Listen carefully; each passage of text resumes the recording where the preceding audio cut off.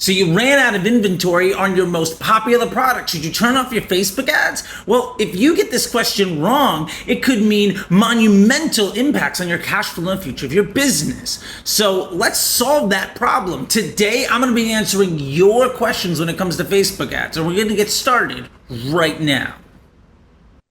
So I guess this question stems from in the past, I ran a Facebook campaign, it performed well, but then when the product went out of stock, I turned it off, and then when stock came back in, I would turn the campaign back on, and it wouldn't perform as well as Mm-hmm. before. So then there's always a learning curve that a learning curve that I go through where I test more creatives, I find a campaign that works, it goes out of stock, turn it off, and then when it comes back in stock, the same situation. And so this time, I'm curious just your thoughts on if you have a product, it's going to be out of stock, you have a campaign that's performing well.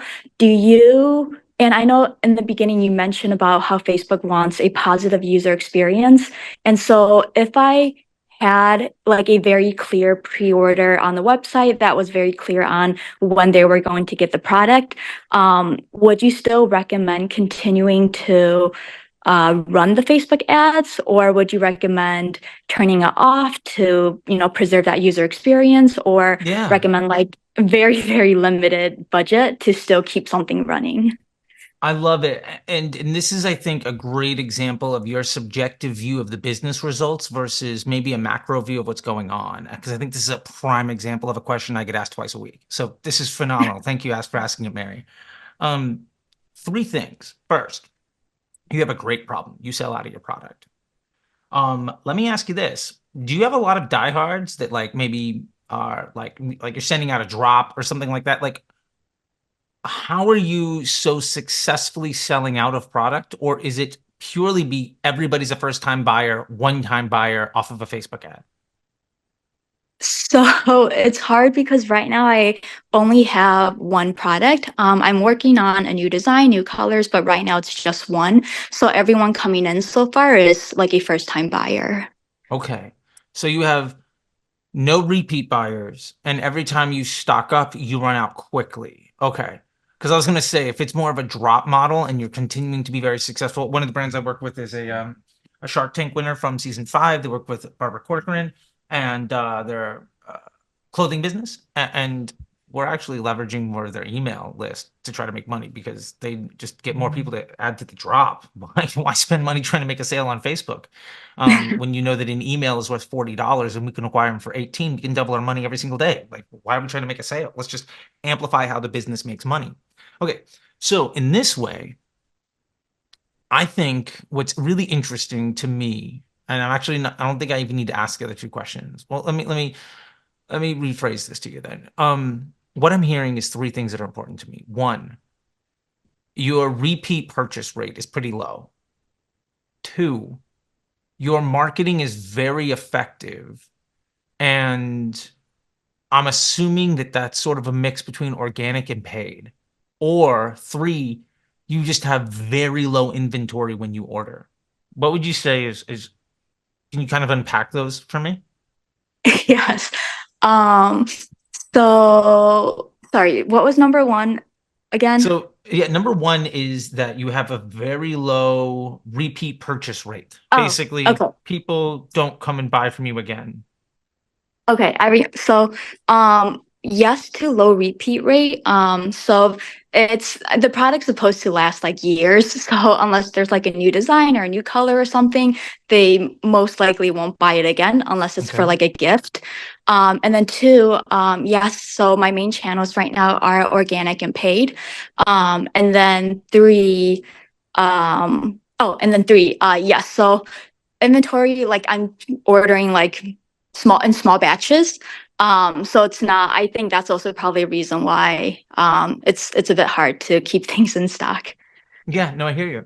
So then, really, to me, what it sounds like is there's two approaches. Number one, you're gonna have to add other SKUs so that you can vertically integrate your product offering. So when somebody buys from you once, you have other things to sell them, and it sounds like that's in progress. So good for you. And anybody that's drop shipping, by the way, that's like, oh, every product is only lasts for a little bit. Like I've built 7 and 8 figure drop shipping stores by having a theme to the store. How am I getting that again? Having a theme to the store. I did one of those around like squishy cat cell phone cases, and we sold a bunch of them. So then we made like pen cases, and then we made like erasers, and then cat toys, and a million other things. Where somebody bought one, we're trying to sell them other things that they like to, and be able to hit. We were able to hit our existing customers with email and just constantly sell them more and more things that were all also drop shipped, and build a whole business basically being a curator of a specific niche. Totally recommend that to anybody drop shipping. You do not need to be first order profitable, and you do not need to sell 1,000 stores.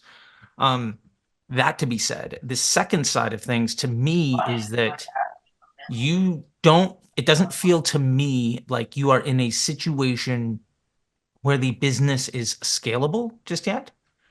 And what I would be most heavily focused on, one, I think it's interesting to know that basically every time you get product, you sell out.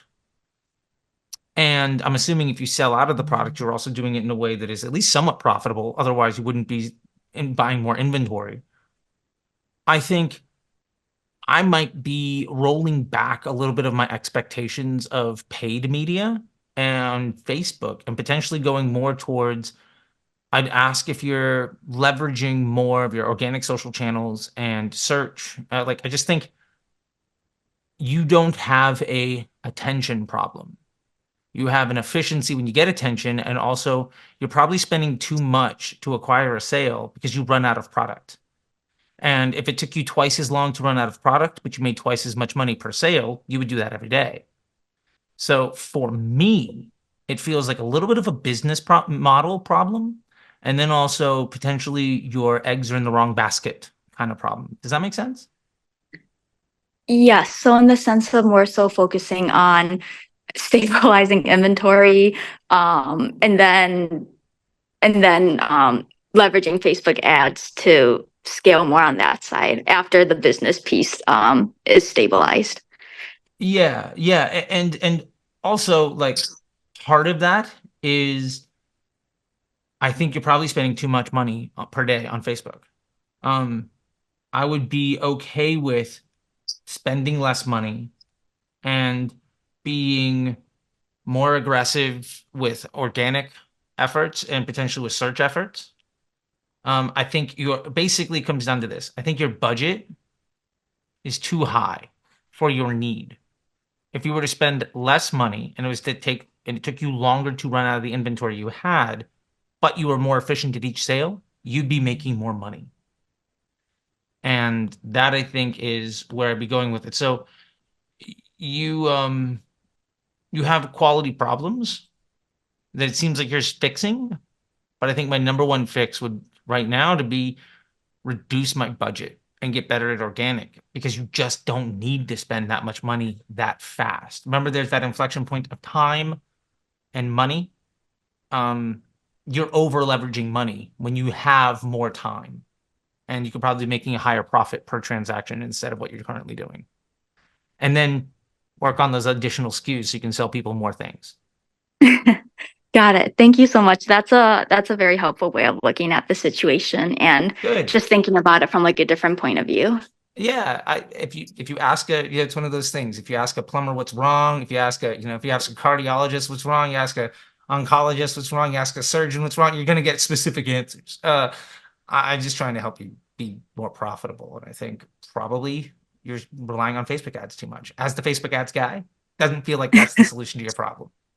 Thank you. Yeah, no problem. There you go. So now we know what to do when we sell out of items, and the honest truth is that's an amazing problem to have. And if you want to know how to massively scale your business and get even higher quality problems, check this guide out I made for you. This is the step-by-step process that I've used to help brands go from 6 figures to 8, from 7 to 9 with multiple exits, and an entire breakdown of the Facebook Ads MBA program. This is the success that you deserve. So check it out. And until next time, I'll see you on the internet. Bye.